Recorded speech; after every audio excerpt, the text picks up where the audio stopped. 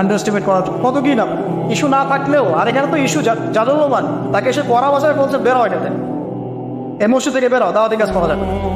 তিনি বলছেন আচ্ছা পড়বো ফাতাস না, আপনি কি একটু বসবেন, একটু শুনবেন। ওয়াইন রদিতা দে কবিল, আমি যে দাওয়াতটা দিচ্ছি এটা যদি আপনার পছন্দ হয় তাহলে আপনি কবুল করবেন। ওয়াইন ক্যারিটা, যদি আপনি এটা অপছন্দ করেন আজান নান ক্যামেরা চান, তাহলে আপনি যেটা অপছন্দ করছেন এটা আপনাকে থেকে নিয়ে চলে যান। কত ডিপ্লোম্যাটিক অ্যান্সার, যে আমি যে দাওয়াতটা দিচ্ছি এই দাওয়াতটা যদি আপনার পছন্দ হয় আপনি কবুল করেন, যদি না হয় তাহলে আমি এটা থেকে চলে যান। এবার তিনি বসলেন, তাওহীদের কথা শোনালেন, লা ইলাহা ইল্লাল্লাহ দাওয়াত দিলেন, ইসলামের সব বেসিক জিনিসগুলো বোঝালেন।